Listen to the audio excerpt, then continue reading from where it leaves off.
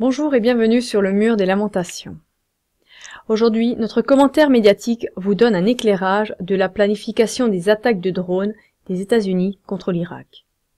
Selon les gros titres du vendredi 13 juin 2014, des entreprises américaines en Irak rapatrient une partie de leurs employés de la région de Bagdad.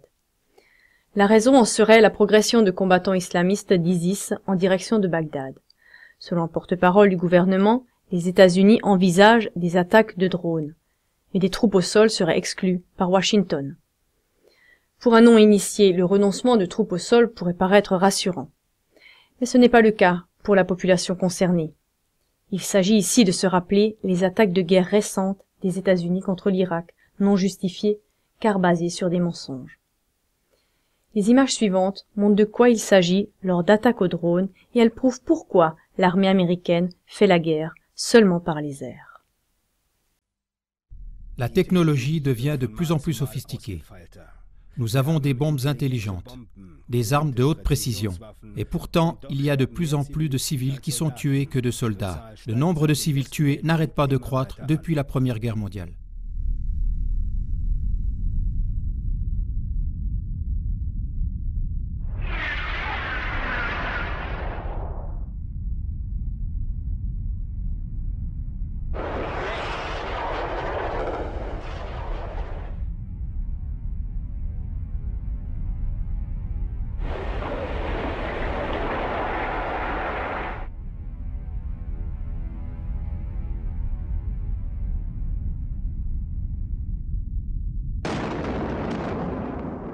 Nous avons développé une froideur totale en ce qui concerne nos armes.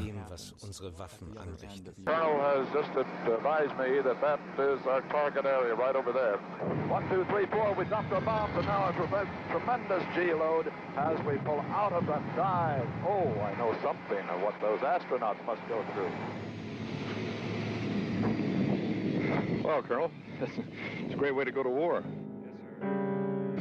Well, Colonel, it's a great way to go to war.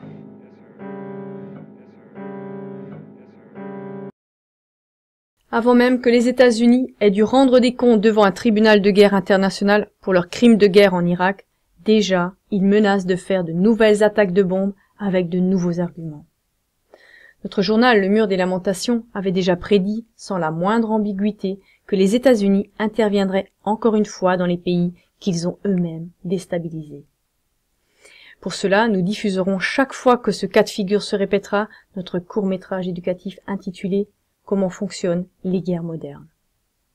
Nous vous prions, chers téléspectateurs, de regarder ce court-métrage qui fera suite à notre journal autant de fois que nécessaire jusqu'à ce que les différentes étapes exposées soient profondément ancrées dans votre pensée. Chers téléspectateurs, transmettez cela partout où vous le pourrez. Car seulement ainsi il y a de l'espoir pour que la communauté internationale soit à nouveau indépendante du mainstream, c'est-à-dire qu'elle apprenne à penser de façon mature, et ainsi, éventuellement, elle pourrait détourner à temps une troisième guerre mondiale imminente. La répétition est maître de l'enseignement. Merci de tout cœur pour votre coopération.